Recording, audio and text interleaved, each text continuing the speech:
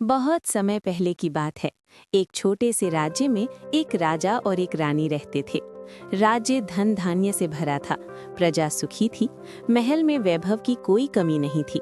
लेकिन फिर भी उस महल के भीतर एक ऐसी खामोशी थी जो हर रात राजा और रानी के हृदय को चीर देती थी।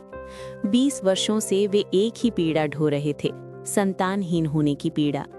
राजा हर सुबह प्रजा के बीच न्याय करते, युद्ध और व्यापार की बातें सुनते, लेकिन जब रात को शयन कक्ष में लौटते तो रानी की सूनी आंखें उनसे कुछ ऐसा पूछती जिसका कोई उत्तर उनके पास नहीं होता।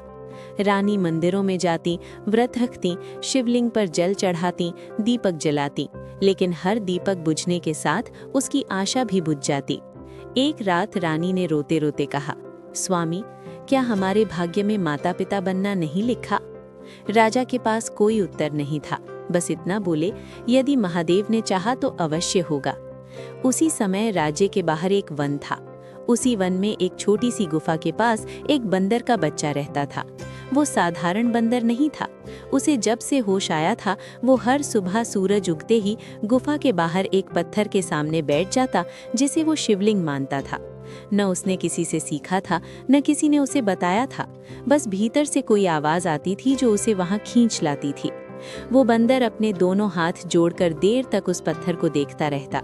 कभी पत्ते चढ़ा देता, कभी पानी लाकर डाल देता, कई बार भूखा रह जाता, लेकिन अपनी पूजा नहीं छोड़ता। वन के दूसरे जानवर उसे मूर्ख समझते, कहते, ये पत्थर क्या देगा तुझे? लेकिन वो बंदर मुस्कुरा देता। एक दिन राजा और रानी शिकार के लिए वन की ओर गए। वहीं उन्होंने उस बंदर को देखा, छोटा सा, शांत, किसी बच्चे की तरह भोला। वो राजा की ओर देखकर बिल्कुल नहीं डरा, उल्टा पास आकर रानी के पैरों से लिपट गया। रानी की आंखों में आंसू आ गए। उसे लगा जैसे वर्षों से दबा मातृत्व अचानक जाग गया हो। उसने राजा की ओर देखा। राजा भी समझ गए। उन्होंने उसी क्षण निर्णय लिया।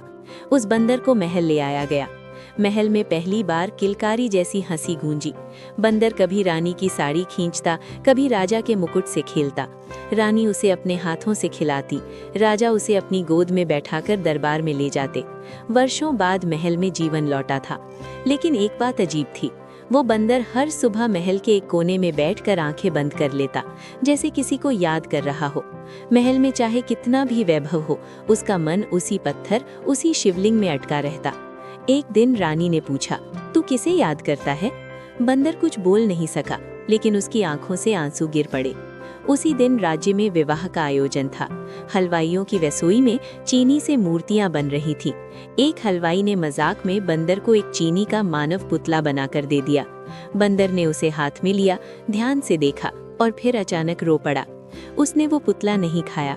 वो उसे लेकर महल के आंगन में गया, वहीं बैठ गया जहां वो रोज ध्यान करता था। उसने पुतले को अपने सामने रखा, आंखें बंद की और पहली बार उसके मुंह से आवाज निकली, महादेव। उस क्षण आकाश में बादल घिर आए, हवा थम गई, दीपक बिना हवा के कांपने लगे। शिवलिंग के सामने प्रकाश फैल गया। राजा और रानी दौड़ कर आए। पूरा महल स्तब्ध था। उसी प्रकाश से एक स्वर गूंजा, जिसने मुझे बिना जाने, बिना मांगे, सिर्फ प्रेम से पुकारा, मैं उसके सामने प्रकट हुआ। महादेव स्वयं प्रकट हुए। राजा और रानी भूमि पर गिर पड़े, आंखों से आंसू बहने लगे। बंदर कांप रहा था, लेकिन उसके चेहरे पर भय नहीं था, सिर्फ अपनापन था।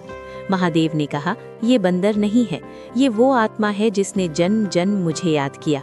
तुमने इसे पुत्र माना, इसलिए आज तुम्हें भी वरदान मिलेगा। महादेव ने अपना हाथ उठाया। रानी के गर्भ में जीवन का संचार हुआ और बंदर वो धीरे धीरे प्रकाश में विलीन हो गया। कुछ महीनों बाद महल में वही किलकारी गूंजी जिसका वर्षों से इंतजार था। राजा और रानी माता पिता बने। लेकिन रानी हर दिन शिवलिंग के सामने दीपक जलाकर कहती, वो बंदर नहीं था, वो मेरा बेटा था जो महादेव का दूत बनकर आया। कहते हैं, आज भी उस राज्य के मंदिर में अगर सच्चे मन से पुकारो तो एक हल्की सी किलकारी सुनाई देती है, क्योंकि जहाँ भक्ति होती है वहाँ भगवान स्वयं चल कर आते हैं।